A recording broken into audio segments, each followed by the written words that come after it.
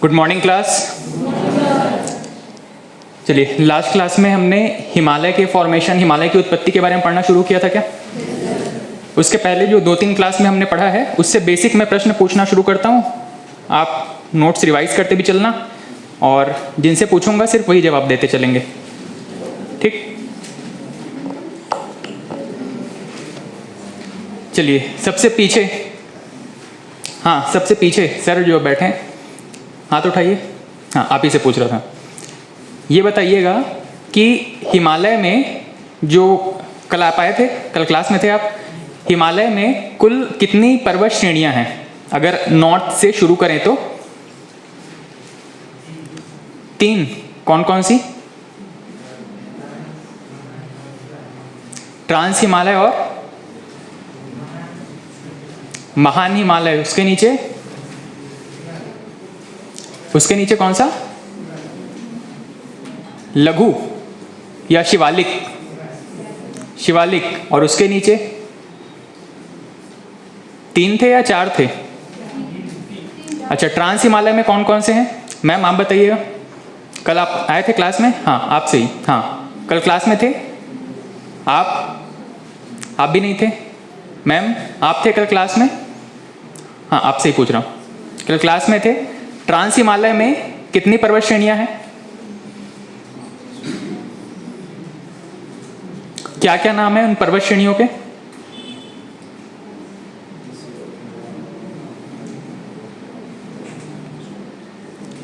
अच्छा, उनके सामने जो आप सर बैठे हैं, हाँ। अच्छा, मैं कोशिश करता हूं मैं जिस खूंटे से बंधा हूं वहां जहां तक हो सके जा सकूं।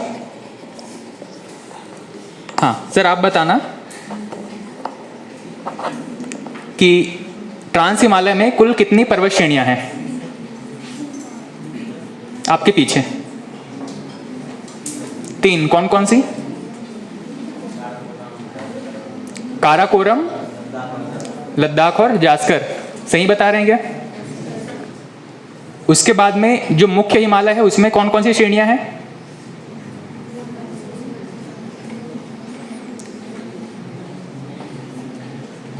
अच्छा, कोई बात नहीं, आज इसको आप कंटिन्यू करेंगे। याद नहीं आ रहा है तो कोई बात नहीं। सर आप बताइएगा, उनके बाजू में कुल अक्षांश और देशांतर कितने हैं पृथ्वी पर? याद नहीं है? सच बोल रहे हैं या मजाक कर रहे हैं? अच्छा, मजाक कर रहे हैं। बताओ फिर, कुल कितने अक्षांश और देशांतर रेखाएं हैं? अच्छा, आपके बाजू में क्वेश्चन पास करते चलिएगा। कितने अक्षांश है सर? 360 अक्षांश रेखाएं हैं। उसके सामने क्या नाम है आपका? थोड़ा जोर से बोलिएगा। 360। शायद मैंने आपका नाम पूछा। आपका नाम क्या है? ठीक, बताइएगा कि कुल कितनी अक्षांश रेखाएं हैं? अच्छा, 2-3 क्लास में जो पढ़ाया गया था वो आपको समझ में आ रहा था या नहीं आ रहा था? या सिर्फ मैं पढ़ाते हुए चला गया, आपको कुछ समझ में ही नहीं आया? कितनी अक्षांश रेखाएं सर? 180 अक्षांश हैं। देशांतर 360। भारत में जो समय का निर्धारण किया जाता है अक्षांश के आधार पर किया जाता है या देशांतर के आधार पर? कौन से देशांतर के आधार पर? किस देशांतर के आधार पर भारत में समय का निर्धारण करते हैं? हाँ सर, किसी एक देशांतर को रेखा मान करके ही हम उसके पूर्व पश्चिम की तरफ समय का निर्धारण कर रहे हैं, ठीक है? अच्छा, एक देशांतर को पार करने में कितना समय लगता है? सूर्य की किरणें एक देशांतर से दूसरे देशांतर तक पहुंचने में कितना समय लेती हैं? 4 मिनट। कैसे पता चला था ये 4 मिनट? बाकी लोग रुकिएगा, बताइएगा, ट्राई कीजिएगा। कौन कौन से फैक्टर्स थे जिसके बेस पे हमने कैलकुलेशन किया था कि 1 डिग्री देशांतर को कवर करने में 4 मिनट का समय लगता है? देखिए नोट्स पलटिए।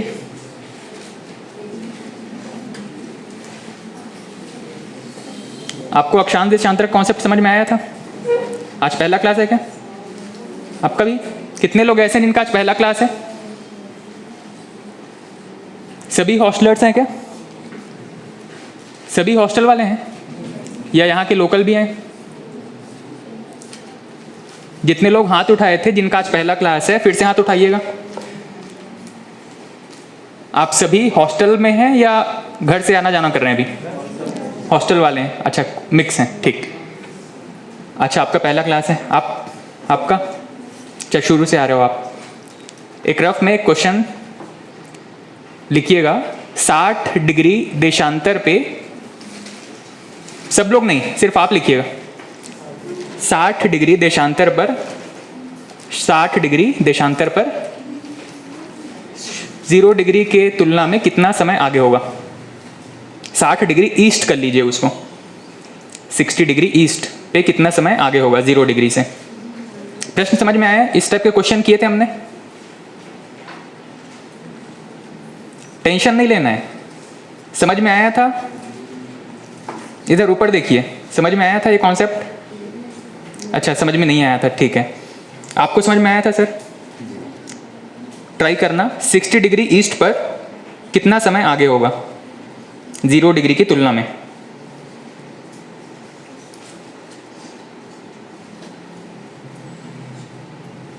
शिलोंग किसी राज्य की कैपिटल है क्या? आप बताओ। 4 डिग्री। ये क्या था? 4 डिग्री आगे होगा। मैंने पूछा कितना समय आगे होगा 0 डिग्री की तुलना में, कितना समय आगे होगा? 4 घंटे। सही है क्या? कितना समय आगे होगा 60 डिग्री? 4 घंटे आगे होगा। शिलोंग किसी राज्य की कैपिटल है?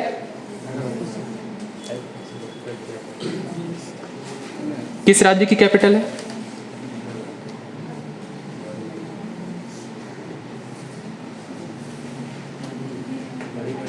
मणिपुर। किस राज्य की कैपिटल है शिलोंग? मेघालय, मणिपुर, मिजोरम, मेघालय, ईटानगर। ईटानगर की कैपिटल?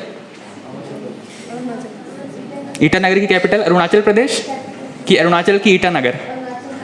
अरुणाचल की ईटानगर। कावारती। सिर झुका के नहीं बैठना है, ऊपर देखो। कावारती। इसीलिए मैंने कहा था जिनको जिस राज्य की कैपिटल या यूटी की कैपिटल में डाउट है, याद नहीं है, उसके लिए स्पेस छोड़ेंगे, वहां पे नोट करेंगे। आपने स्पेस रखा था वहां पे कॉपी में, दिखाओ नोट्स दिखाओ यहाँ पे। आपको नहीं पलटना है, मैं पलट लूंगा, दिखाओ।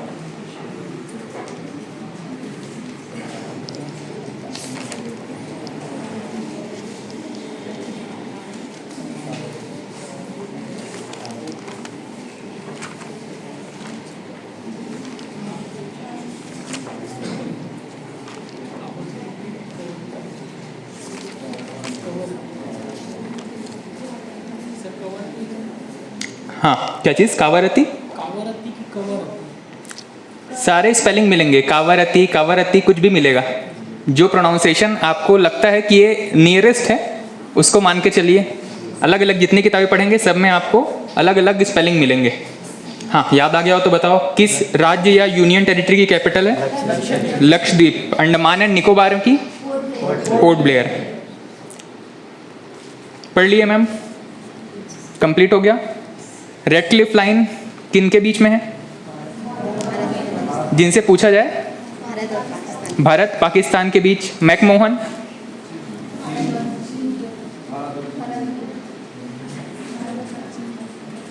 ये सब लोग आपको गुमराह करने की कोशिश कर रहे हैं।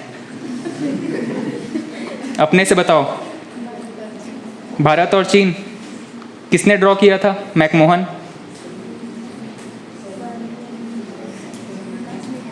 देखा, मैंने कहा था सब लोग आपको गुमराह कर रहे हैं। सियाचिन ग्लेशियर कहाँ पे है? आप ही से था।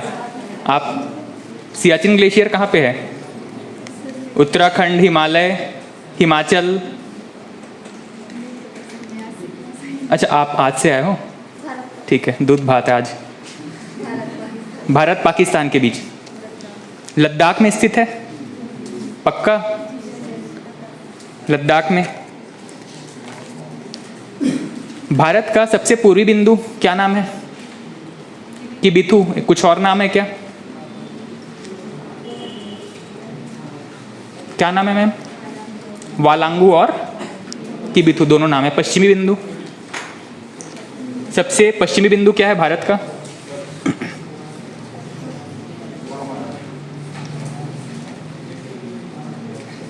किस नाम से जानते हैं सबसे पश्चिमी बिंदु को?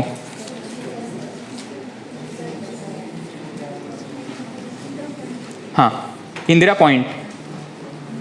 आपका पहला क्लास तो नहीं है? इंदिरा पॉइंट सबसे इस तरफ से सबसे पीछे स्टार्ट। हाँ, भारत का सबसे पश्चिमी बिंदु सरक्रीक, गुहार मोती। किसी ने अभी इंदिरा पॉइंट कहा था, सही नहीं था क्या ये? पश्चिमी बिंदु यहाँ सही बोल रहे हैं, पश्चिमी बिंदु को इंदिरा पॉइंट। पक्का? आपके सामने जिनको है, मैम आप बताना सबसे उत्तरी बिंदु कौन सा है? क्वेश्चन पास करिएगा साइड में। इंदिरा कॉल, बैठो बैठो। आपके सामने जो है सर, हाँ, सबसे उत्तरी बिंदु दक्षिणी बिंदु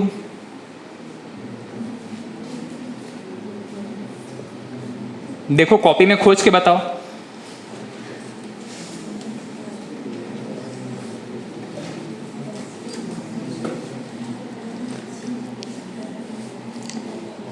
आपके नोट्स दिखाओ, स्टार्टिंग से है इसमें। ये किससे लिया था मैंने?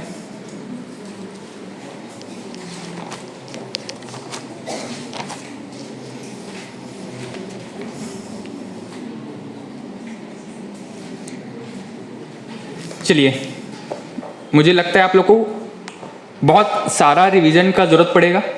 ठीक, आप लोग शायद बहुत लाइटली ले रहे हो कि जीएस आप लास्ट में रिवाइज कर लोगे या पढ़ लोगे। इसका वेटेज बहुत कम है, ये मैं मानता हूँ, पर ये सिलेबस इतना सारा है कि आपको लास्ट के टाइम पे मान लो 20-30 नंबर का भी एक सेक्शन है सिर्फ जीएस का, इसको कवर करते करते हालत ख़राब हो जाती है। ठीक है, इसको लास्ट के लिए आप बचा के नहीं रख सकते। आपने इतना पहले पढ़ा होगा, सिर्फ उतना ही काम आएगा एग्जाम के 1 दिन 2 दिन पहले, रिवाइज करने की स्थिति नहीं रहती है। ठीक, चलिए, हमने शुरुआत किया था भारत के भूगोल। भूगोल को हमने 2 भागों में बांटा, भूगोल को हमने 2 भागों में बांटा था। एक था भारत का भूगोल और एक विश्व का भूगोल। सिलेबस में सिर्फ भारत का भूगोल था, वहां से हमने पढ़ना शुरू किया था। मैंने कहा था कि आप कुछ राजधानियां नोट करेंगे अगर जो याद नहीं है। ठीक है, ये एक बेसिक सा काम है जो आप अपने कॉपी में होमवर्क के तौर पे लिख लो कि अगर आपको जिन राज्यों और यूटी की कैपिटल याद नहीं है, सिर्फ उतने को लिख लेना, पूरे 28 और 8 लिखने की जरूरत नहीं है। ठीक है, ये एक काम है जो आप करोगे। उसके बाद मैंने डिस्कस किया था 7 सिस्टर्स और 1 ब्रदर, जो कि नॉर्थ ईस्ट के स्टेट्स हैं। कौन कौन से थे? शुरुआत करें तो अरुणाचल प्रदेश, फिर असम, सिक्किम 7 सिस्टर्स में है क्या? नहीं, 7 सिस्टर्स में त्रिपुरा, ठीक है, मिजोरम, मेघालय, मणिपुर, नागालैंड, ठीक है। उसके बाद में जो 1 ब्रदर जिसको हम कहते हैं सिक्किम। उसके बाद में हमने देखा था, बात किया था कि भारत में या किसी विश्व के मानचित्र पर जो अक्षांश और देशांतर रेखाएं हैं उसके बारे में। ठीक है, अक्षांश रेखाओं की कुल संख्या कितनी है? 180। पृथ्वी को 2 बराबर भागों में बांटने वाली जो रेखा है, 2 बराबर भागों में, कहां से? उत्तरी गोलार्ध और दक्षिणी गोलार्ध में बांटने वाली जो रेखाएं हैं, उसमें जो 0 डिग्री है इसको हम क्या कहते हैं? भूमध्य रेखा। इसके ऊपर में जितनी रेखाएं हैं 1 से लेकर के 90, जो कि एक बिंदु के रूप में होगा 90, इन सभी को हम क्या कह रहे हैं? अक्षांश रेखाएं। ये अक्षांश रेखाएं कहां पर स्थित है? इस 0 डिग्री के उत्तर में भी 90 तक और 0 डिग्री के दक्षिण में भी 90 तक।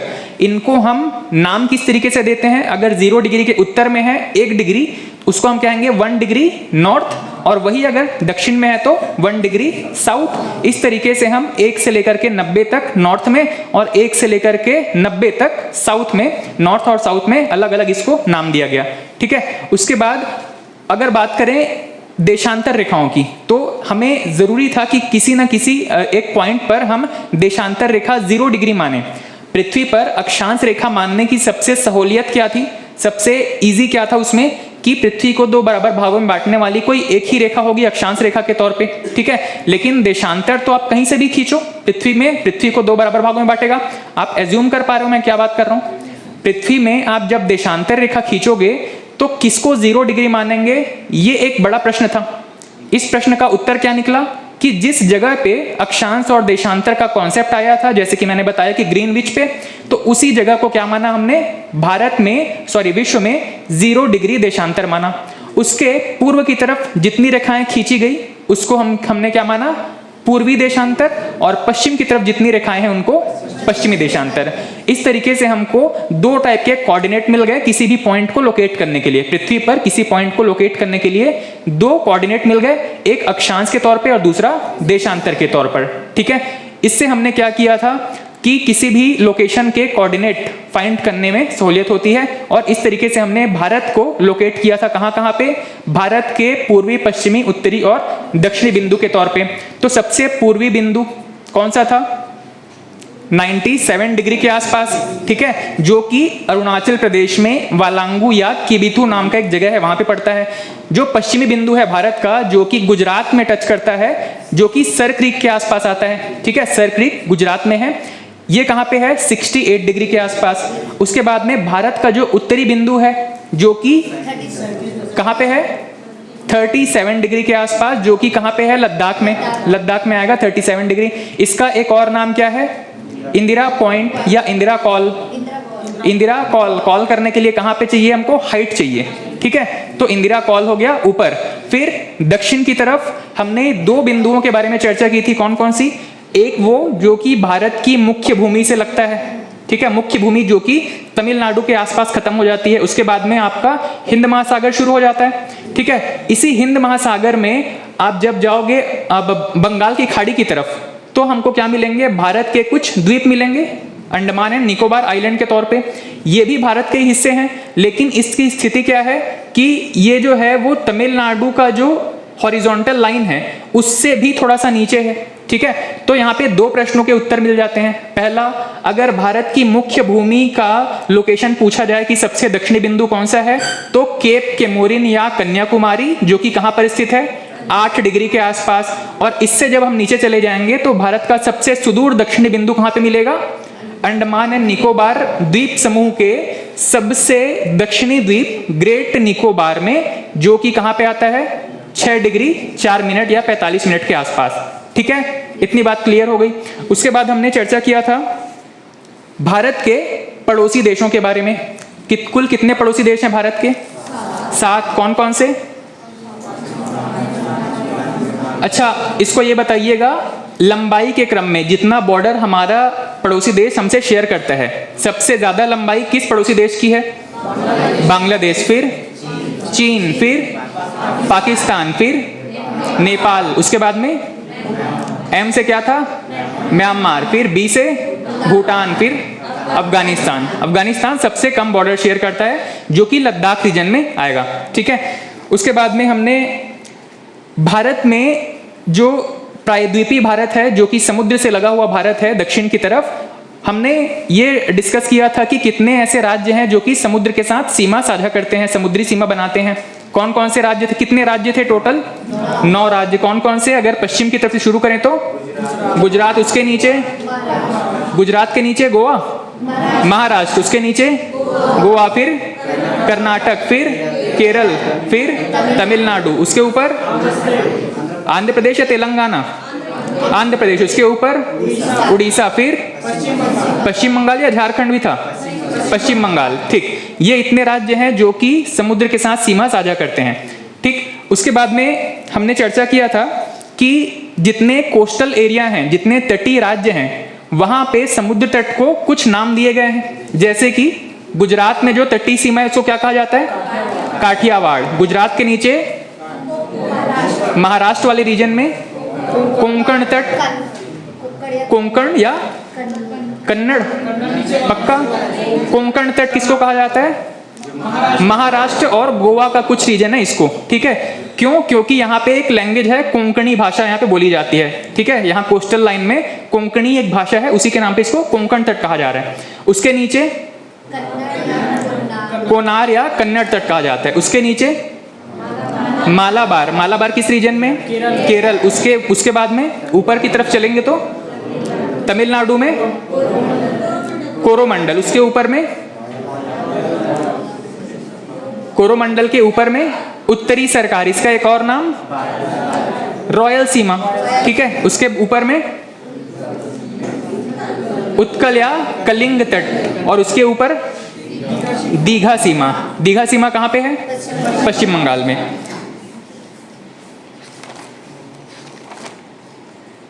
ठीक, ये कुछ बेसिक चीजें हमने चर्चा की थी। उसके बाद हमारा लास्ट क्लास में हमने एक और चीज चर्चा किया था कि हमारे जो पड़ोसी देश हैं उनके साथ जो सीमा रेखा बनाते हैं उनको क्या क्या नाम दिए गए हैं। तो भारत और पाकिस्तान की सीमा को क्या कहा था? Red Cliff.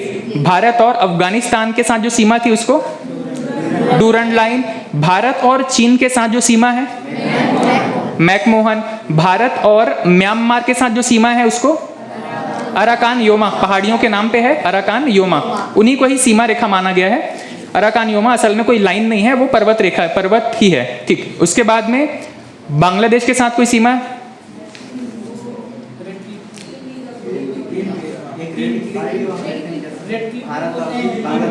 Red Cliff. Red Cliff line Bharat और पाकिस्तान के बीच को क्यों कहा जाता है? क्योंकि मिनी पाकिस्तान के तौर पे इसको जाना जाता है, क्योंकि ये पहले पाकिस्तान का हिस्सा हुआ करता था, ठीक है। भारत और बांग्लादेश के बीच जो सीमा है उसको रेड क्लिफ लाइन के तौर पे ही ड्रॉ किया गया था। जब भारत और पाकिस्तान अलग हुआ था तो ये दो पार्ट में था, एक पूर्वी पाकिस्तान और पश्चिमी पाकिस्तान। पूर्वी पाकिस्तान जो कि बांग्लादेश के नाम से जानते हैं आज, ठीक, बाद में अलग हो गया था, ठीक। इतनी चीजें हमने लास्ट के 3 क्लास में कवर की हुई हैं। आज हम शुरू करने वाले हैं भू-आवेष्टित राज्य को नहीं पढ़ेंगे। भू-आवेष्टित राज्य। जितने राज्य हमने समुद्री सीमा से लगे हुए पढ़े हैं उसके अलावा आप बताते चलना कि कौन कौन से ऐसे राज्य हैं जो कि भू-आवेष्टित राज्य हैं। समुद्री सीमा से लगे हुए राज्यों को अगर छोड़ दे तो बाकी कुछ ऐसे राज्य भी आएंगे जो कि भू-आवेष्टित राज्य की श्रेणी में आएंगे। सबसे पहले उत्तर से अगर शुरू करो, मैप आपके दिमाग में होना चाहिए, कहाँ कहाँ पे इसकी लोकेशन क्या है। मैं राज्य का नाम लेता हूँ, आप बताइएगा कि ये भू-आवेष्टित है या नहीं है, और है तो क्यों है, नहीं है तो क्यों नहीं है। सबसे पहले ऊपर जम्मू कश्मीर, क्यों? पाकिस्तान के साथ सीमा लगेगा। आपका लद्दाख नहीं होगा, ऊपर चीन के साथ सीमा लगाएगा। उसके नीचे आएंगे, मैप सभी के ध्यान में है, कुछ लोगों के ही ध्यान में है, सभी के ध्यान में नहीं है, ये चेहरे से समझ में आ रहा है।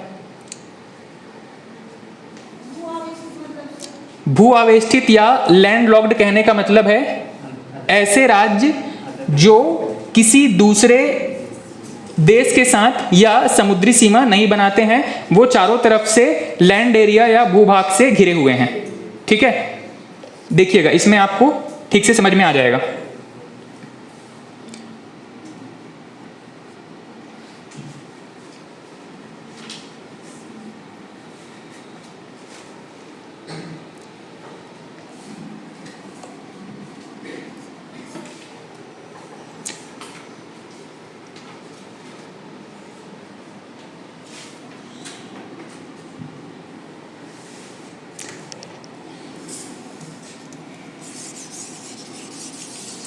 भू-आवेष्टित या लैंडलॉक्ड स्पेस कहने का मतलब है कोई भी ऐसा एरिया जो कि चारों तरफ से भूभाग से घिरा हुआ हो। भूभाग भी कौन सा? जो कि भारत के राज्य हैं। जैसे कि हम यहाँ पे देख पा रहे हैं, ये कौन सा राज्य है? यूपी है क्या? यूपी को लैंडलॉक्ड मानेंगे कि नहीं मानेंगे? नहीं मानेंगे, क्यों? नेपाल से सीमा साझा करता है। नेपाल भारत का राज्य है क्या?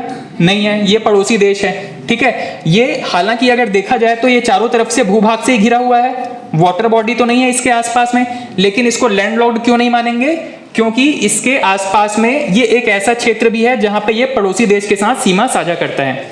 लैंडलॉक्ड कहने का मतलब है कोई भी ऐसा राज्य जो चारों तरफ से भारतीय राज्यों से ही घिरा हुआ हो। ठीक है, एमपी लैंडलॉक्ड है क्या? छत्तीसगढ़, ठीक है, महाराष्ट्र यहाँ पे समुद्री सीमा है, गुजरात समुद्री सीमा है, उड़ीसा नहीं होगा, ये भी नहीं होगा। ठीक है, तो इसका बेसिक कॉन्सेप्ट आपको समझ में आ गया। अब यहाँ पे आप चाहो तो नोट करने की जरूरत तो नहीं पड़ेगी, आपके दिमाग में ये चीज रहेगा। अगर मैप आपने ठीक से देखा है तो ये चीज आपके ध्यान में रहेगा। सबसे पहले अगर बात करें उत्तर की तरफ से, तो सबसे पहला राज्य जो कि लैंडलॉक्ड है कौन सा है? हरियाणा। एक यूनियन टेरिटरी भी है क्या? दिल्ली। उसके बाद में राजस्थान नहीं है। सेकंड मध्य प्रदेश, फिर छत्तीसगढ़, इसके बाद में तेलंगाना। इसके नीचे भी कोई एरिया आएगा क्या? नहीं आएगा। उसके बाद में इस तरफ अगर चलें पूर्व की तरफ, आपका झारखंड, इसके ऊपर बिहार, ये आएगा क्या? नहीं आएगा। नेपाल के साथ सीमा है। सिक्किम नहीं आएगा। और कौन सा आना चाहिए? कोई भी नहीं आएगा। पक्का? असम आ सकता है क्या? नहीं आएगा। ठीक है, तो ये कुछ ऐसे एरिया हैं जो कि लैंडलॉक्ड हैं। ठीक है, भू आवेष्टित या लैंडलॉक्ड कहने का मतलब है एक ऐसा प्रदेश या ऐसा क्षेत्र जो कि केवल और केवल भारतीय राज्यों या यूनियन टेरिटरी से घिरा हुआ है। ठीक, पुडुचेरी होगा क्या लैंडलॉक्ड? नहीं है। पुडुचेरी कहां पे है? यहां कहां पे है? ये है क्या पुडुचेरी? पुडुचेरी में कुल कितने स्पेस हैं? 4 स्पेस हैं अलग अलग जगह पे। क्या क्या नाम है? यनम कहां पे है? आंध्र प्रदेश में एक लोकेशन है यनम, ये आपका हो गया पुडुचेरी। उसके नीचे एक एरिया हो गया कराईकल, और यहाँ पे एक एरिया है जिसको माहे कहते हैं। ये सभी को मिलाकर के कॉमन एक नाम दिया जाता है क्या? पुडुचेरी या पौंडीचेरी। ठीक है, चलिए नेक्स्ट हमने हेडिंग डाला था नोट्स में, भारत में लैंडस्केप या भारत का प्राकृतिक विभाजन। इसमें हमने कहां तक नोट किया था? अच्छा, एक बार नोट्स ऐसे दिखाइएगा मेरे को। काराकोरम, लद्दाख, जास्कर, बृहद, मध्य और शिवालिक हिमालय, बस यहीं तक था। इसके आगे कुछ नोट नहीं किए थे, एक स्ट्रक्चर ड्रॉ किया था वहां पे। ठीक, काराकोरम, लद्दाख, जास्कर और उसके बाद में बृहद, मध्य और शिवालिक।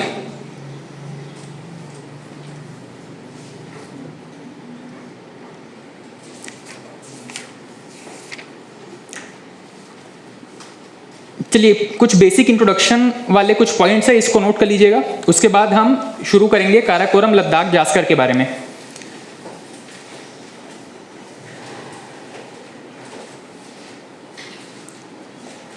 सबसे पहला पॉइंट है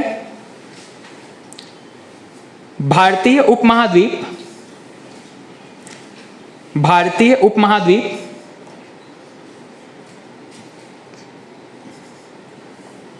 मूलतः, भारतीय उपमहाद्वीप मूलतः गोंडवाना लैंड का हिस्सा है।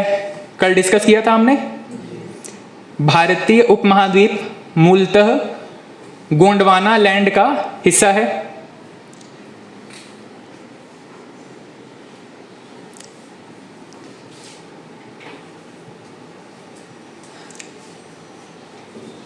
नेक्स्ट पॉइंट है हिमालय का निर्माण। ये वाला पॉइंट नोट कर लीजिएगा। हिमालय का निर्माण टेथिस सागर के अवसाद से हुआ है। हिमालय का निर्माण टेथिस सागर के अवसाद से हुआ है। हिमालय का निर्माण टेथिस सागर के अवसाद से हुआ है। टेथिस सागर के अवसाद से हुआ है।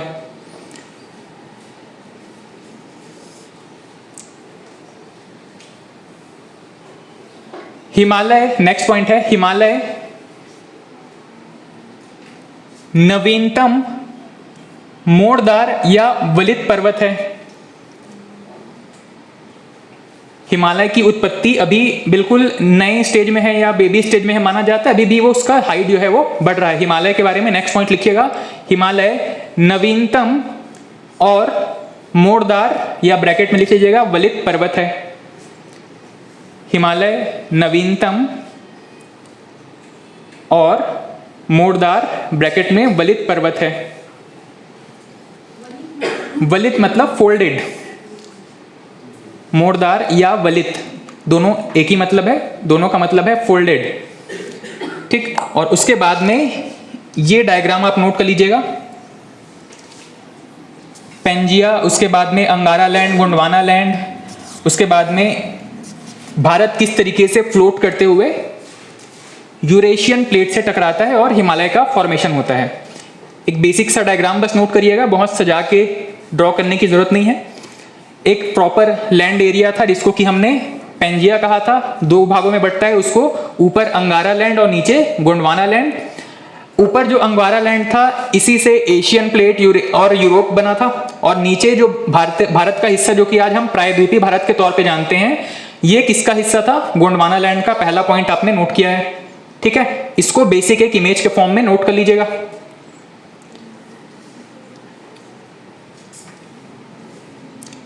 ये पूरा एरिया आपका पृथ्वी था, ठीक है। उसमें दो स्पॉट थे, एक पूरा लैंड एरिया था और इसके आसपास पूरा पानी भरा हुआ था।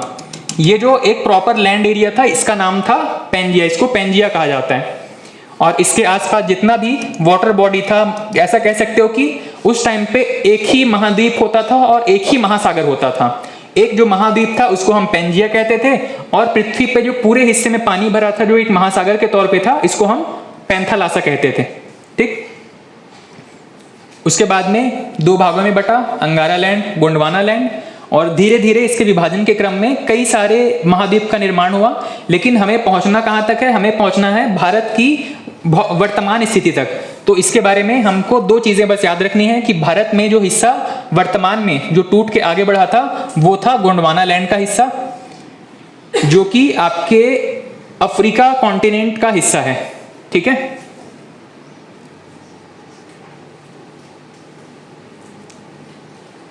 अंगारा लैंड, गोंडवाना लैंड, दोनों के बीच में जो वाटर बॉडी था टेथिस सागर, इसी टेथिस सागर में जितने भी सेडिमेंट थे, जो भी अवसाद थे, वही जो है वो हिमालय के रूप में ऊपर उठे हैं।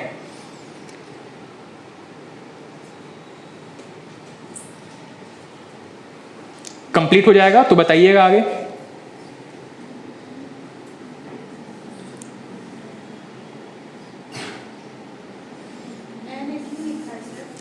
हाँ, कहाँ पे?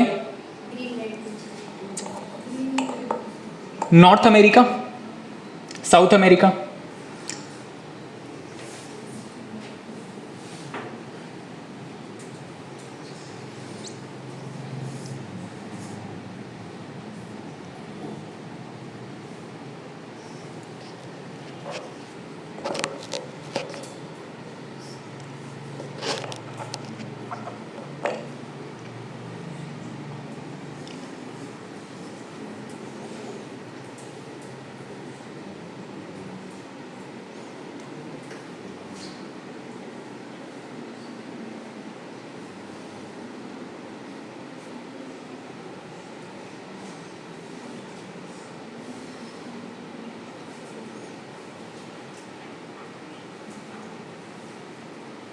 इतना ड्रॉ कर लिए क्या?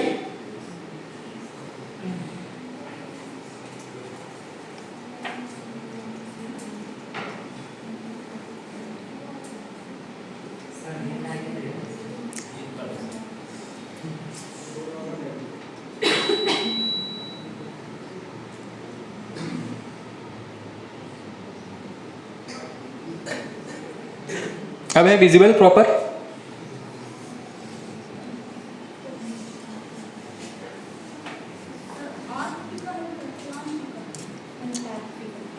कौन सा? अंटार्कटिका।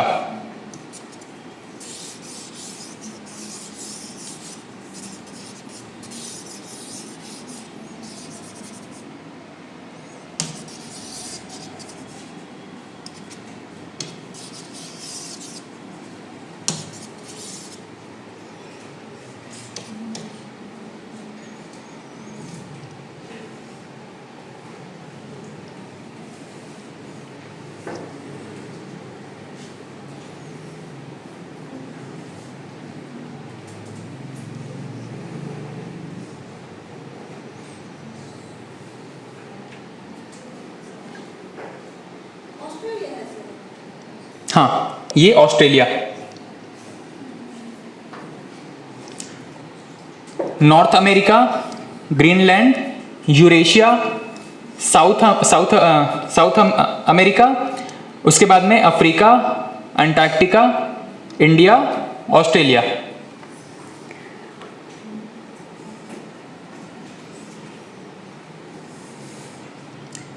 यूरेशिया यूरोप और एशिया दोनों को कंबाइंड तौर पे कहा जा रहा है।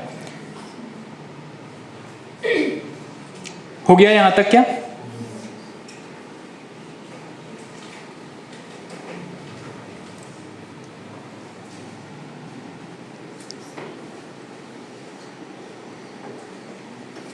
द्वीप और प्रायद्वीप में क्या अंतर है?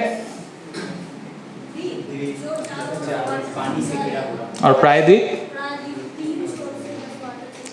ठीक, यहां तक कंप्लीट हो गया।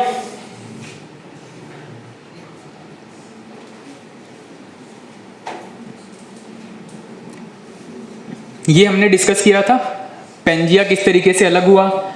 इसमें दो भाग बटे, ऊपर अंगारा लैंड, नीचे गोंडवाना लैंड। अंगारा लैंड को इंग्लिश में लॉरेंशिया भी कहा जाता है, और इसी से विभाजित होते होते सारे अलग अलग कॉन्टिनेंट्स बनने शुरू हुए। और यहाँ पे भारत का जो हिस्सा है, जो कि प्रायद्वीपीय भारत का, ये इस तरीके से टूट करके बहता चला गया और आगे चल करके यहाँ पर इस एरिया तक पहुंचा। और इसीलिए कहा जाता है कि भारत में अंगारा लैंड का भी हिस्सा शामिल है, जो कि उत्तर भारत का कुछ हिस्सा है, और नीचे दक्षिण भारत में गोंडवाना लैंड का हिस्सा शामिल है।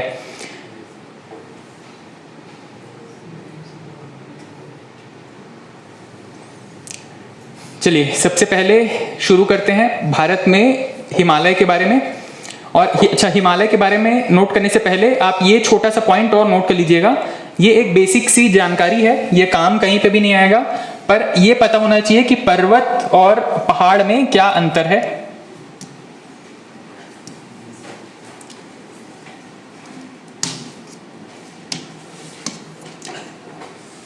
पर्वत 600 मीटर से अधिक ऊंचाई की जितने भी आकृतियां हैं, इसको हम पर्वत कहते हैं, और 600 मीटर से कम इसको पहाड़ या हिल कहा जाता है। ठीक है, बेसिक सी चीज है। 600 मीटर ये संख्या जरूर याद रखिएगा। 600 मीटर से अधिक उसको पर्वत कहा जाता है, 600 मीटर से कम है इसको पहाड़ी। और यही जो पर्वत या पहाड़ियों की जो एक कंटिन्यू सीरीज बनती है, इन्हीं को हम पर्वत श्रृंखला या पर्वत श्रेणी कहते हैं। ठीक,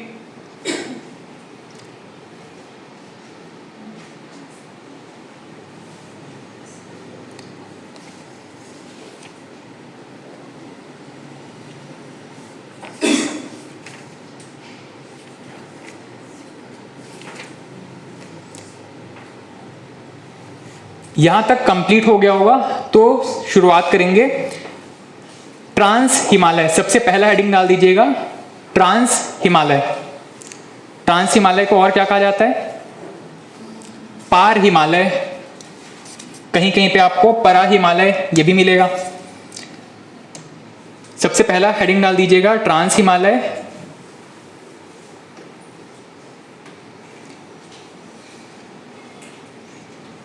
इसमें किन किन पर्वत श्रेणियों के बारे में पढ़ना है? काराकोरम, लद्दाख और जास्कर। ठीक, सबसे पहला हेडिंग डाल दीजिएगा इसमें काराकोरम। ट्रांस हिमालय का जो सबसे पहला हिस्सा है, जो सबसे उत्तरी हिस्सा है, इसको कहा जाता है काराकोरम। काराकोरम रेंज। सबसे पहला पॉइंट इसमें नोट कीजिएगा, ट्रांस हिमालय का सबसे उत्तरी हिस्सा। पहला पॉइंट है ट्रांस हिमालय का सबसे उत्तरी हिस्सा या सबसे उत्तरी पर्वत श्रेणी। ट्रांस हिमालय की सबसे उत्तरी पर्वत श्रेणी। सेकंड पॉइंट, इसे एशिया की रीढ़ या बैकबोन ऑफ एशिया भी कहा जाता है। काराकोरम रेंज को बैकबोन ऑफ एशिया या एशिया की रीढ़ भी कहा जाता है। एशिया की रीढ़ की हड्डी, backbone of Asia, Karakoram range को। नेक्स्ट थर्ड पॉइंट है, इसका प्राचीन नाम कृष्णगिरी।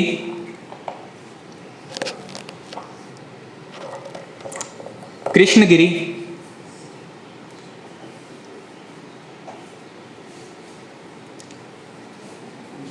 कृष्णगिरी किसका पुराना नाम है? काराकोरम पर्वत श्रेणी का। ठीक है, और ट्रांस हिमालय में सबसे लंबी पर्वत श्रेणी है, ट्रांस हिमालय की सबसे लंबी पर्वत श्रेणी काराकोरम, ट्रांस हिमालय की सबसे लंबी पर्वत श्रेणी है काराकोरम। नेक्स्ट पॉइंट, काराकोरम की सबसे ऊंची चोटी,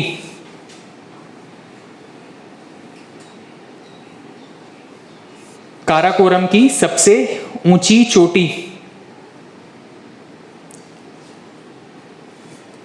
काराकोरम रेंज के सबसे पश्चिम की तरफ एक पर्वत चोटी है जिसको कहते हैं माउंट K2 या गॉडविन ऑस्टिन, माउंट K2 या गॉडविन ऑस्टिन। काराकोरम रेंज की सबसे ऊंची चोटी है माउंट K2 या गॉडविन ऑस्टिन कहा जाता है इसको।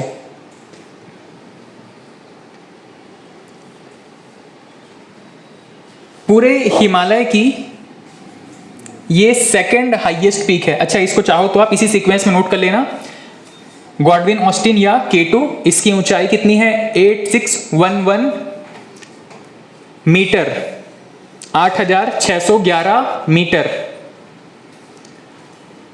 किस स्थान पर है? पाक ऑक्यूपाइड कश्मीर में।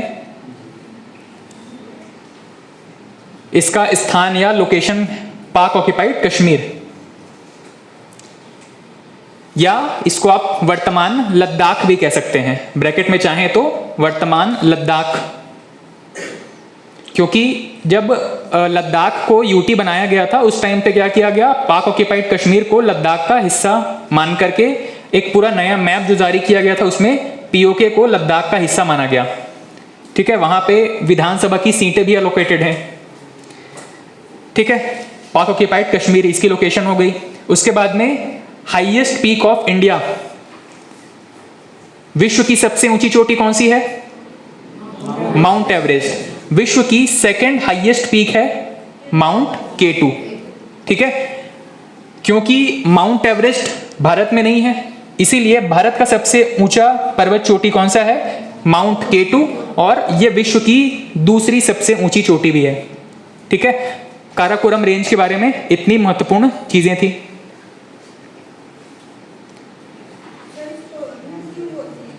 हाँ मैम,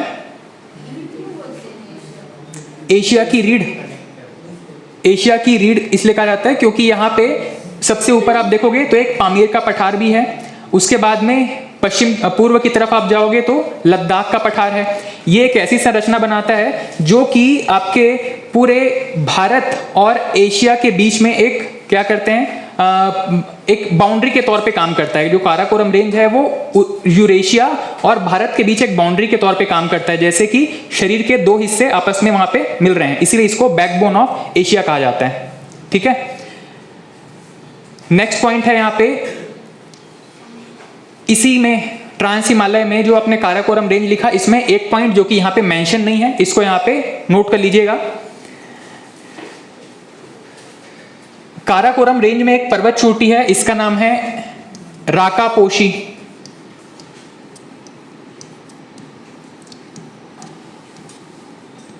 राकापोशी शिखर या राकापोशी चोटी, इसके बारे में एक इंपॉर्टेंट फैक्ट है, पूछा गया था। हाँ, काराकोरम रेंज में राकापोशी शिखर, इसके बारे में एक जरूरी फैक्ट है, बस उतना नोट कर लीजिएगा। विश्व की सबसे तेज ढलान वाली चोटी, विश्व की सबसे तेज ढलान वाली चोटी। ठीक है, इसमें स्लोप बहुत ज्यादा है, विश्व की सबसे तेज ढलान वाली चोटी।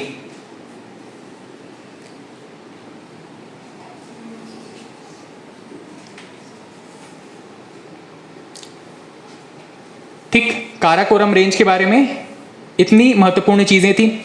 काराकोरम रेंज में ही कुछ ग्लेशियर्स भी हैं। ग्लेशियर्स के बारे में वैसे बहुत ज्यादा प्रश्न नहीं पूछा जाता, लेकिन पिछले 2 साल में एक प्रश्न पूछा गया था सियाचिन ग्लेशियर के बारे में प्रश्न सिर्फ इतना था कि भारत का सबसे बड़ा ग्लेशियर कौन सा है, तो सियाचिन ग्लेशियर का। इसीलिए इसको यहाँ पे नोट्स में इंट्रोड्यूस कर दिए हैं ताकि आपको जानकारी रहे कि भारत में ग्लेशियर्स कौन कौन से हैं। ठीक है, तो इसी में आप चाहो तो एक पॉइंट ऐड कर लेना, भारत में ग्लेशियर्स, और ये 4 नाम नोट कर लीजिएगा, सियाचिन, बियाफो, बाल्टोरा और हिस्पर। ये चारों नाम दिए गए थे और एक प्रश्न पूछा गया था कि भारत में सबसे बड़ा ग्लेशियर कौन सा है, तो सियाचिन ग्लेशियर। भारत का सबसे बड़ा ग्लेशियर है सियाचिन ग्लेशियर।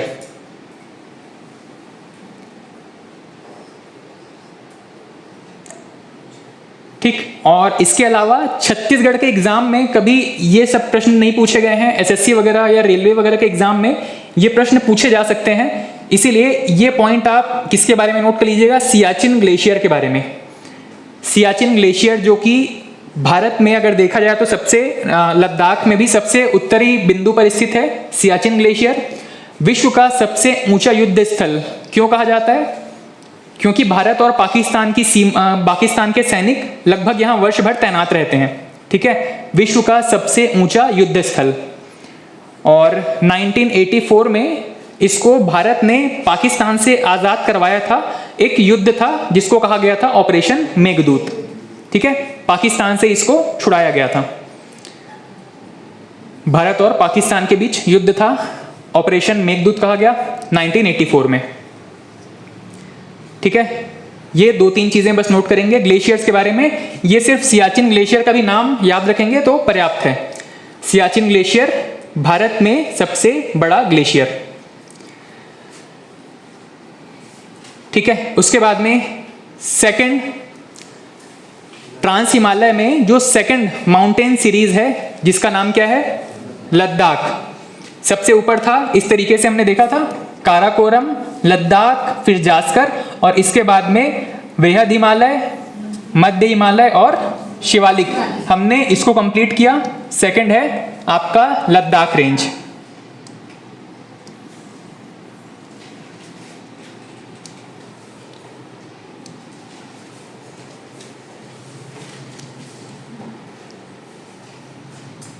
लद्दाख रेंज के बारे में ये जितनी इंपॉर्टेंट चीजें हैं जो कि प्रश्न पूछे जाते हैं व्यापम या पीएससी में, वो सभी यहाँ पे शामिल हैं। ठीक है, जैसे कि एक प्रश्न पूछा गया है, सिंधु नदी किन 2 पर्वत श्रेणियों के बीच से बहती है, तो सबसे ऊपर आपका है काराकोरम, उसके नीचे लद्दाख, उसके नीचे जास्कर।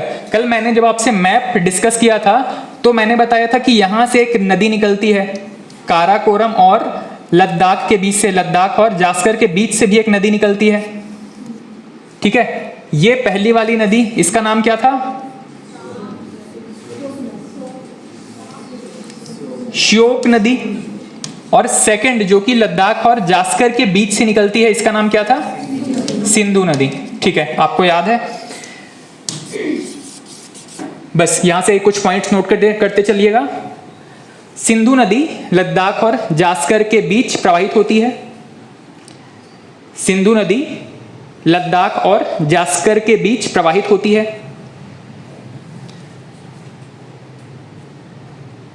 लद्दाख की कैपिटल कौन सी है, लेह। इसकी स्थिति या लोकेशन कहां पे है, सिंधु नदी के किनारे है, सिंधु नदी के दाएं तट पर है। वैसे दायां बायां तो नहीं पूछेगा, बस इतना पूछता है एग्जाम्स में कि किस नदी के किनारे यह शहर बसा हुआ है।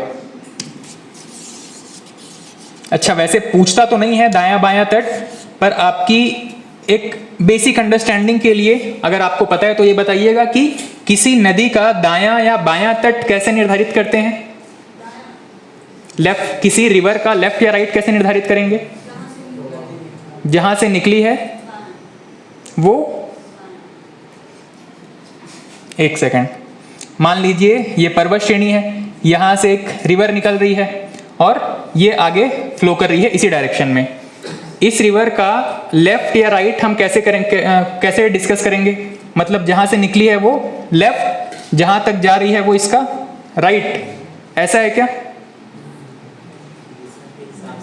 किस दिशा के हिसाब से, अच्छा, ऊपर और जैसे मान लो ये भारत का उत्तरी दिशा है, उत्तरी हिस्सा है, यहां से कोई नदी निकलती है, उसको क्या मानेंगे? नदी का उत्तरी हिस्सा। अच्छा, नदी के ऊपरी हिस्से को उत्तरी और नीचे को दक्षिणी, ऐसा मान सकते हैं। ठीक है,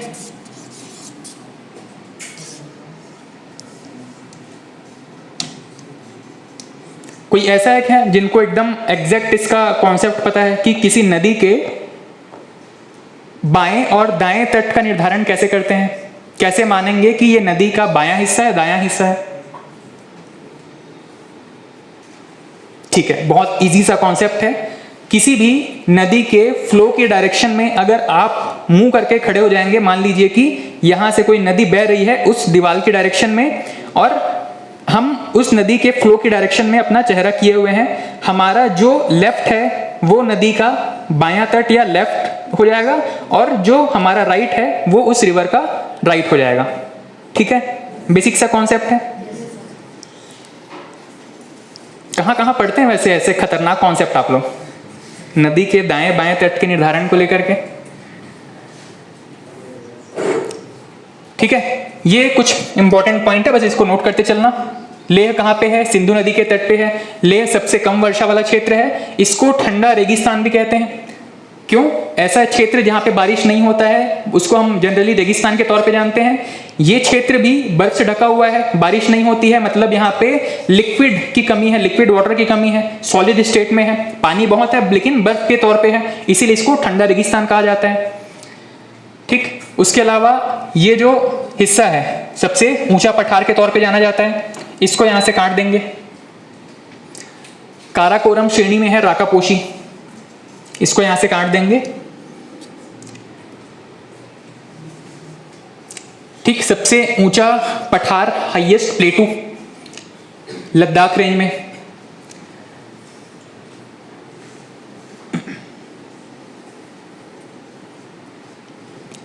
ठीक, लद्दाख के बारे में इतनी महत्वपूर्ण चीजें थी। उसके बाद में थर्ड इंपॉर्टेंट माउंटेन रेंज है, काराकोरम हो गया, लद्दाख हो गया, तीसरा है जास्कर।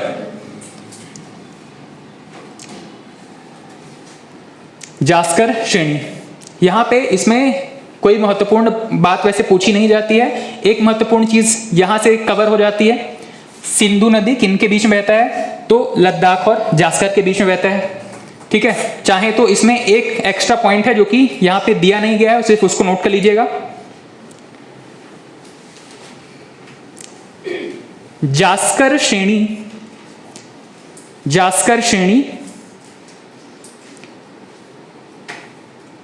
कश्मीर घाटी को सिंधु घाटी से अलग करती है।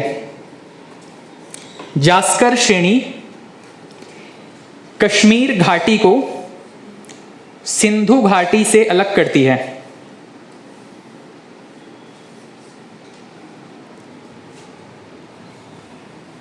जास्कर श्रेणी कश्मीर वैली या कश्मीर घाटी को सिंधु वैली या सिंधु घाटी से अलग करती है।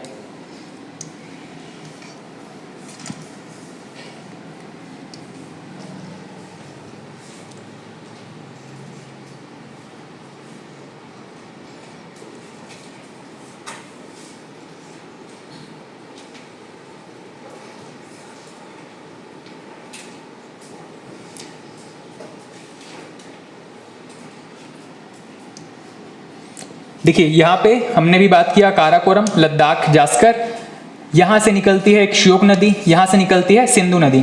ये जो सिंधु नदी जिन दो पर्वतों के बीच में बहती है, घाटी के तौर पे, वहाँ पे घाटी से उसको जगह मिलता है और वहाँ से वो बहती है, इसलिए इसको कहा जाता है सिंधु घाटी। ठीक है, और इस तरफ का जो एरिया इसको कहा जाता है कश्मीर वैली, कश्मीर घाटी, न्यूज में रहता है हमेशा। इन दोनों को अलग करने वाली रेंज कौन सी है? ये वाली रेंज हो गई वो जास्कर। ठीक है, इसी बात को आपने एक पॉइंट के तौर पे लिखा है। ठीक है, ये जास्कर श्रेणी, यहां तक इसके बाद में एक कैलाश पर्वत है, लेकिन इसको नोट करने की आवश्यकता नहीं है। क्यों नहीं है?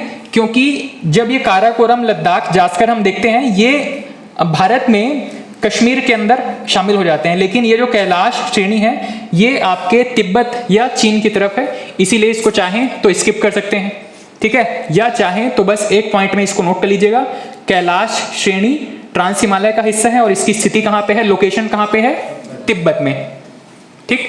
चाहें तो आपका ट्रांस हिमालय का एक चौथा हिस्सा कैलाश पर्वत श्रेणी के तौर पे नोट कीजिएगा, लेकिन इसको पढ़ने की जरूरत नहीं है, एग्जाम में नहीं पूछा जाता है। कैलाश पर्वत ट्रांस हिमालय का हिस्सा है, तिब्बत में इसकी लोकेशन है।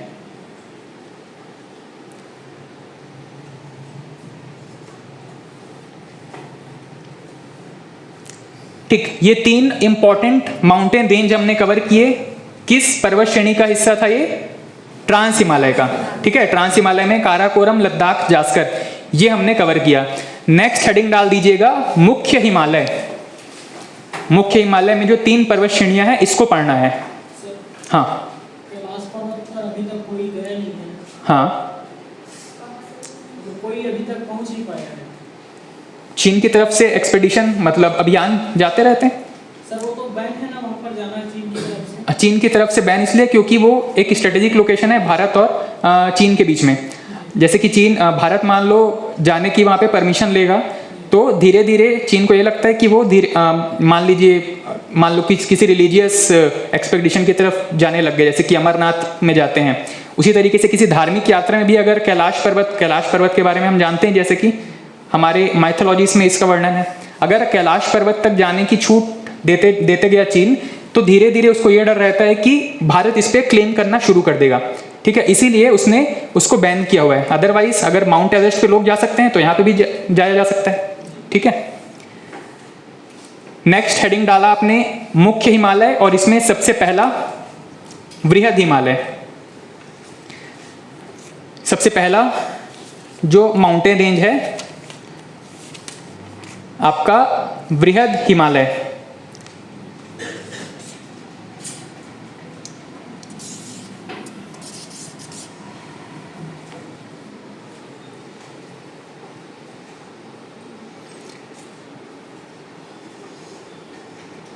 वृहद हिमालय को और किस किस नाम से जानते हैं, महान हिमालय, इंग्लिश में इसको ग्रेटर हिमालय भी कहा जाता है। इसका एक और नाम है हिमाद्री, ठीक है। उसी में महान हिमालय, ग्रेटर हिमालय, इस तरीके से चाहो तो आप उसको स्लैश करके सारे उसके नाम एक ही लाइन में नोट कर लो। महान हिमालय, वृहद हिमालय, हिमाद्री, ये सभी इसी के नाम हैं, ग्रेटर हिमालय के, या जो सबसे पहला माउंटेन रेंज है इसका ही नाम है। ये जो पहली पर्वत श्रेणी है इसी को हम कह रहे हैं महान हिमालय, वृहद हिमालय, हिमाद्री। इसका एक और नाम है आंतरिक हिमालय। इसका एक और नाम है आंतरिक हिमालय।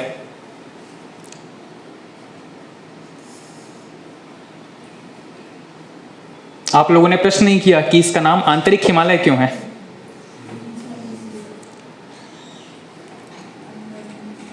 किसके अंदर में है ये, दोनों साइड से। अच्छा, ट्रांस हिमालय और यहाँ पे शिवालिक हिमालय के बीच में है, इसीलिए इसको आंतरिक हिमालय कह रहे हैं। वैसे ये सारा कॉन्सेप्ट जो मैं भी डिस्कस कर रहा हूँ ये भी आपके एग्जाम के लिए इंपॉर्टेंट नहीं है, पर सिर्फ ये समझने के लिए कि इसको आंतरिक हिमालय क्यों कह रहे हैं, 2 मिनट यहाँ पे ध्यान दीजिएगा, आपको आसानी से समझ में आ जाएगा। जो हिमालय का जो पूरा शेप है, जो आकृति है, वो किस टाइप से है, एक चाप के आकार में है, ठीक है। वृत्त का कोई हिस्सा, इसको हम क्या कहते हैं, एक वृत्त का एक खंड निकालेंगे उसको चाप कहते हैं, ठीक। ये जो अगर वृत्त है, जो हिमालय है, इसको अगर हम एक वृत्त के तौर पे इस तरीके से अगर कंप्लीट करेंगे तो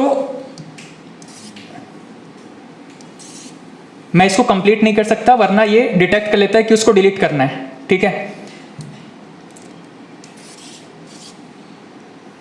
इस तरीके से ये कंप्लीट एक सर्कल है। इसी का एक हिस्सा क्या है, ये हमारा हिमालय पर्वत श्रेणी के तौर पे है। ठीक है, यहाँ पे 3 इस तरीके से सीक्वेंस है। अगर इसको हम एक सर्कल एज्यूम करें तो सबसे पहला जिसको हम बृहद हिमालय कह रहे हैं ये क्या होगा, उस वृत्त के सबसे अंदर का एक माउंटेन रेंज हुआ। ठीक, अगर इसको आप इस तरीके से देखो,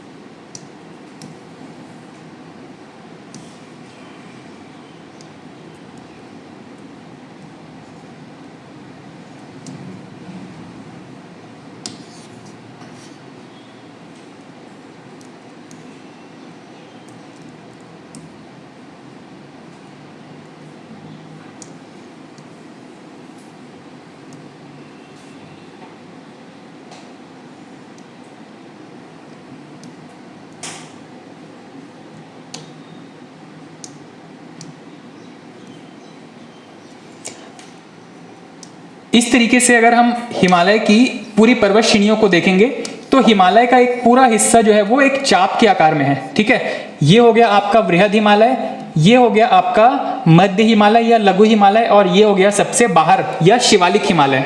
ठीक है, इसको आंतरिक हिमालय कहने का पीछे रीजन सिर्फ इतना है कि अगर हम उस आंतरिक हिमालय को अगर एक पूरे वृत्त के तौर पे देखेंगे तो ये सबसे अंदर का हिस्सा होगा। ठीक है, क्या होगा, ये सबसे अंदर में स्थित एक वृत्त के तौर पे इसको देखा जाएगा, इसीलिए इसको कहा जाता है आंतरिक हिमालय। और क्योंकि ये वाला जो शिवालिक हिमालय है ये सबसे बाहर स्थित है, इस वृत्त की अगर एक के अंदर एक वृत्त खींचा जाए तो ये सबसे बाहर स्थित है, इसीलिए इसको बाह्य हिमालय भी कहा जाता है। इसको आंतरिक और बाह्य कहने का सिर्फ इतना था, इतना ही सा लॉजिक था। ठीक, सबसे पहले आप इसमें हेडिंग डाल चुके हैं महान हिमालय, उसके दूसरे नाम भी आपने नोट किया हिमाद्री या आंतरिक हिमालय। हिमालय की जो औसत ऊंचाई है, ये हिमालय की औसत ऊंचाई है 600 मीटर। ठीक है, नेक्स्ट पॉइंट नोट कर लीजिएगा, महान हिमालय की औसत ऊंचाई है 600 मीटर। महान हिमालय या बृहद हिमालय की औसत ऊंचाई 600 मीटर और सबसे पुराना माउंटेन रेंज है। इसके पीछे का रीजन भी हम कल डिस्कस कर चुके हैं। इस तरीके से जो फोल्ड क्रिएट होने शुरू हुए थे उसमें सबसे पहले महान हिमालय या ग्रेटर हिमालय का फॉर्मेशन हुआ था। इसका फॉर्मेशन जब कंप्लीट हो गया था तो सेकंड वाली सीरीज बननी शुरू हुई थी जिसको हम कहते हैं लघु हिमालय या लेसर हिमालय। ठीक है, और सबसे लास्ट में शिवालिक हिमालय का निर्माण हुआ था।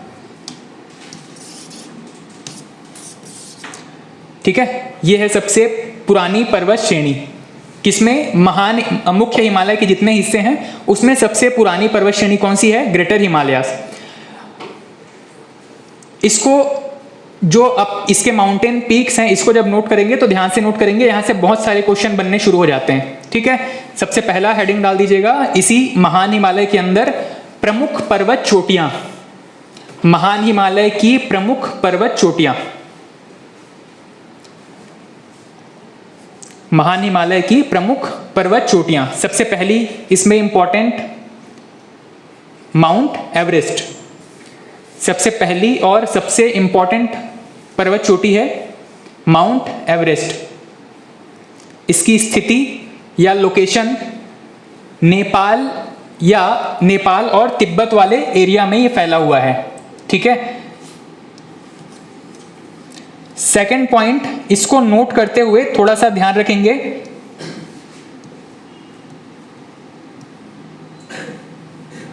पिछले कोविड के टाइम पे शायद यहाँ पे कुछ वैज्ञानिक शोध होने शुरू हुए थे और ये पाया गया कि हिमालय की ऊंचाई जो है वो थोड़ी सी बढ़ चुकी है, 8848.86 मीटर। हालांकि दशमलव के हिसाब से देखें तो ये बहुत नेग्लिजिबल सा है, पर ये एग्जाम में पूछा गया था। 8848.86 मीटर ये माउंट एवरेस्ट की लेटेस्ट हाइट है। लास्ट टाइम जब इसको नापा गया था 8848 और वर्तमान में जब इसको नापा गया है 8848.86 मीटर।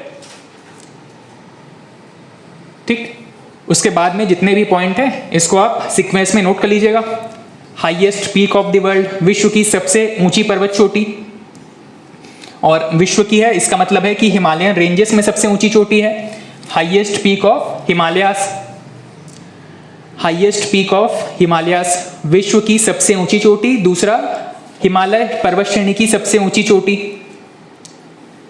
किसके बारे में बात हो रहा है? माउंट एवरेस्ट के बारे में। ठीक है, इसको नेपाल में सागर माथा के नाम से जानते हैं और चीन में माउंट एवरेस्ट को चोमोलुंगमा भी कहा जाता है, या चोमालुंगमा, चोमोलुंगमा, हर टाइप की स्पेलिंग मिलेगी आपको, जो भी ठीक लगे नोट कर लीजिएगा। यहाँ पे एक स्पेलिंग मिलेगा आपको चोमोलुंगमा इस टाइप से। चीन में चोमोलुंगमा कहा जाता है और नेपाल में सागर माथा। चोमोलुंगमा और नेपाल में सागर माथा।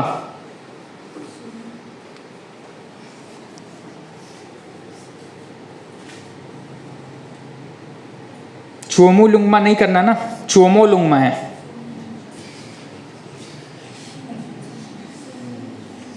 ऊ की मात्रा नहीं है, ओ की मात्रा है।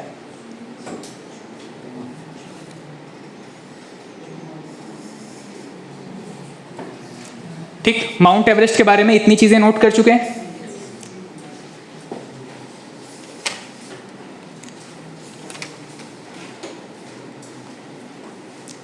कुछ और भी पॉइंट है, इसको भी नोट करते चलना, एग्जाम में पूछे गए हैं, सिर्फ उतने ही पॉइंट मैं यहाँ पे नोट करवा रहा हूं। यहां तक हो चुका ना, सभी नोट कर लिए। चीन में इसको चोमोलुंगमा या चोमालुंगमा के नाम से जानते हैं। नेक्स्ट पॉइंट नोट कीजिएगा, इसका नाम माउंट एवरेस्ट किसने रखा था? इसमें नोट कीजिएगा एक पॉइंट, जॉर्ज एवरेस्ट के नाम पर, जॉर्ज एवरेस्ट के नाम पर 1841 में, जॉर्ज एवरेस्ट के नाम पर 1841 में इसका नाम माउंट एवरेस्ट रखा गया। जॉर्ज एवरेस्ट के नाम पर, जॉर्ज एवरेस्ट कौन थे? सर्वे करने वाले थे। यहाँ पे जो सर्वे किया था माउंट एवरेस्ट का या हिमालयास का, उनका नाम था जॉर्ज एवरेस्ट। उन्हीं के नाम पे इस पर्वत चोटी का नाम माउंट एवरेस्ट रखा गया। कब रखा गया? 1841 में। ठीक है, इसकी जो लेटेस्ट हाइट है वो मैं बता चुका आपको, 8848.86 मीटर। सर अभी एग्जाम में पूछा जाएगा तो कौन सा राइट आंसर होगा? या तो ऑप्शन आपको ये देगा, और अगर स्पेसिफिक है तो ये देगा। ये बेस्ट आंसर है अभी, ये मतलब लेटेस्ट है, न्यूज़पेपर्स वगैरह में ऑफिशियली इसको डिक्लेयर किया गया है। ठीक है, आधिकारिक तौर पे ये 0.86 वाला हाइट लेटेस्ट है। अच्छा, लूसेंट वगैरह में हम एक फैक्ट पढ़ते हैं कि माउंट एवरेस्ट पे चढ़ाई करने वाले लोगों के बारे में। सबसे पहले व्यक्ति कौन थे माउंट एवरेस्ट पर चढ़ने वाले?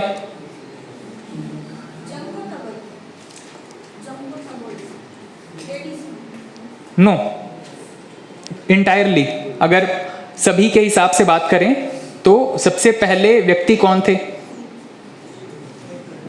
हाँ, जिनको भी जो जो ऑप्शन याद आ रहा है बताते चलना। कुछ डिस्कस कर रहे थे आप लोग, आपस में मत करो, क्लास के साथ करो भाई।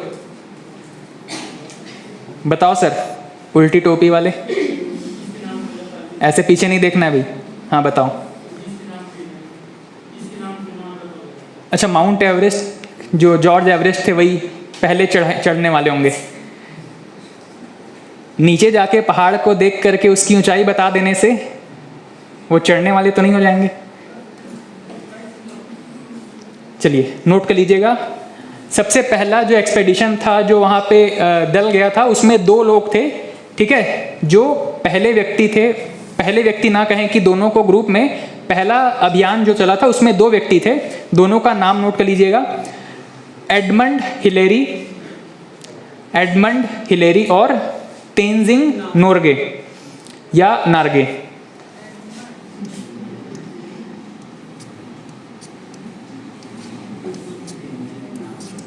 Edmund Hillary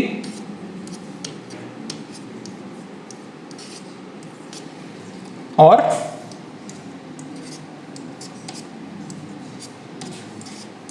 Tenzing Norgay. तेंजिंग नार्गे।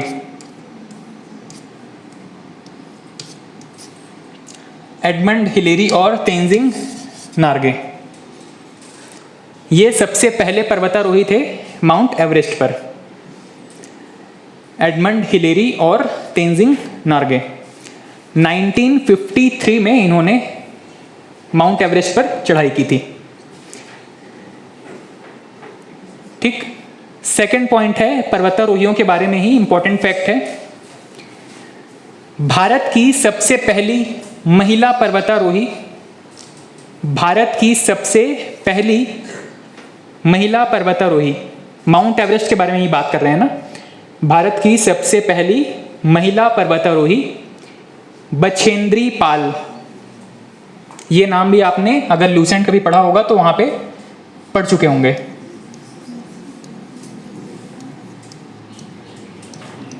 बछेंद्री पाल हिमालय पर माउंट एवरेस्ट पर चढ़ने वाली पहली महिला।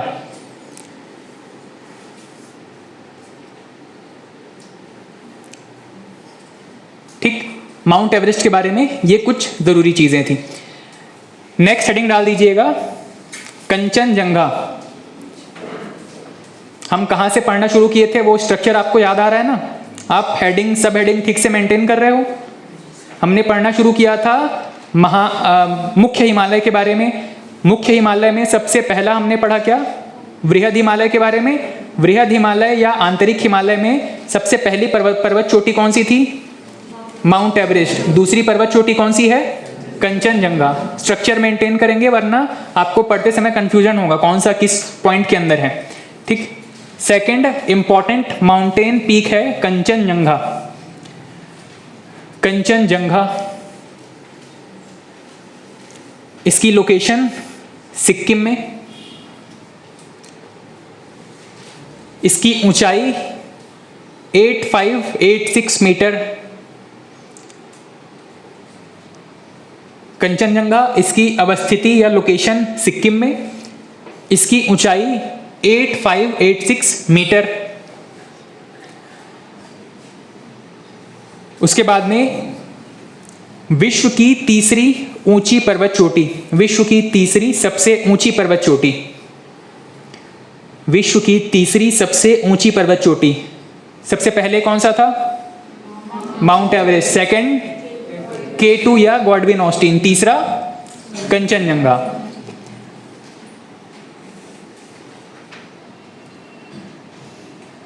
ठीक, और सबसे लास्ट में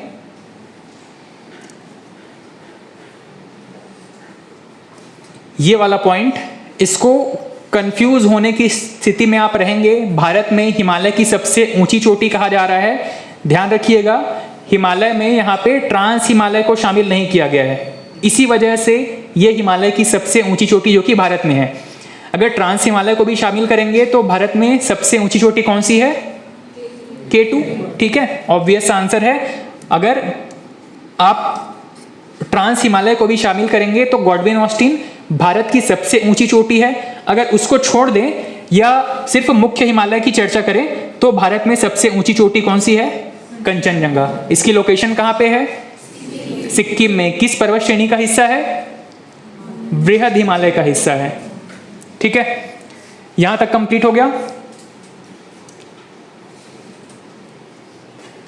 ये एक फैक्ट है। वैसे बेसिकली आपको ये 3 याद रखने चाहिए, मेरे ख्याल से आपको याद भी हैं। चाहे तो नोट करके चौथा और पांचवा वहां पे अपने नोट में मेंटेन कर लेंगे उसको, कि चौथी पर्वत श्रेणी कौन सी है विश्व की और पांचवी कौन सी है। माउंट लोत्से नेपाल में और माउंट मकालू ये भी नेपाल में है।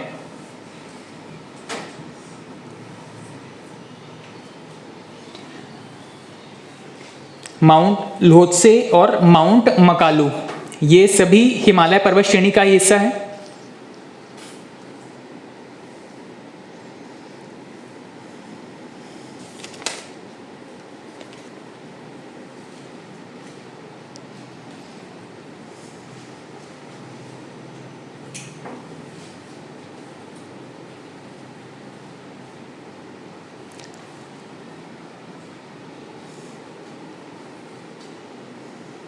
यहाँ तक कंप्लीट हो जाएगा तो बताएंगे।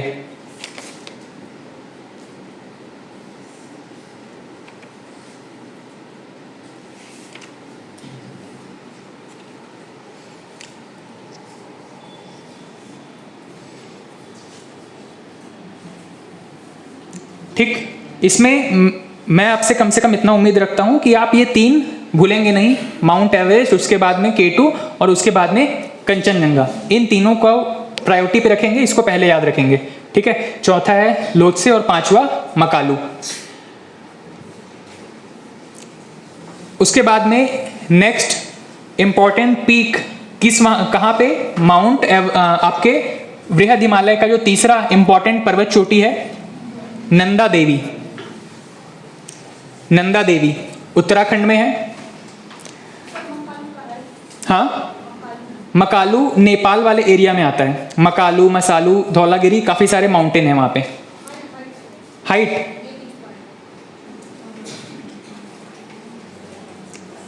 आपको हाइट में सिर्फ माउंट एवरेस्ट का याद रखेंगे तो पर्याप्त है। गॉडविन ऑस्टिन, बाकी का भी हाइट याद रखने की जरूरत नहीं है।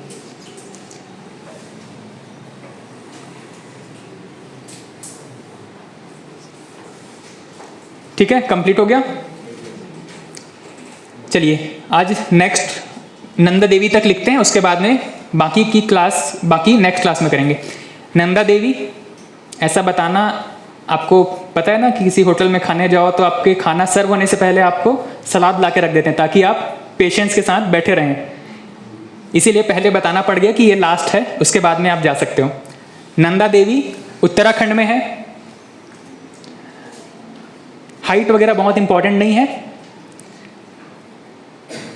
और अगर बात करें कि पूरी तरीके से भारत में, तो ये सबसे ऊंची चोटी है।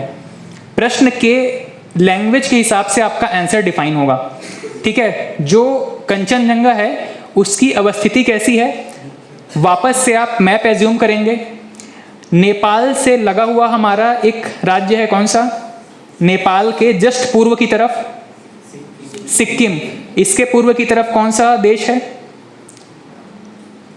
भूटान। नेपाल हमारा सिक्किम, फिर भूटान। जो कंचनजंगा की स्थिति है वो कैसी है, तो ये सिक्किम और नेपाल के बीच में लगभग इसके बॉर्डर पे है। ठीक है, और ये जो नंदा देवी है उत्तराखंड में, ये पूरी तरीके से भारत की बाउंड्री के अंदर है। ठीक है, यही डिफरेंस था ये इस वर्ड को देने का। पूर्णतः भारत में स्थित है, इसका मतलब है कि ये किसी दूसरे देश की बाउंड्री से लगा हुआ नहीं है। ठीक, नंदा देवी ये तीसरी महत्वपूर्ण चोटी है आपके बृहद हिमालय में। चलिए बाकी नेक्स्ट क्लास में कंटिन्यू करेंगे, और कल की क्लास में हमारा लगभग शिवालिक तक खत्म हो जाएगा और हम एक नया टॉपिक स्टार्ट कर लेंगे। ठीक है, सभी नोट कर चुके हैं यहाँ तक? Okay, thank you.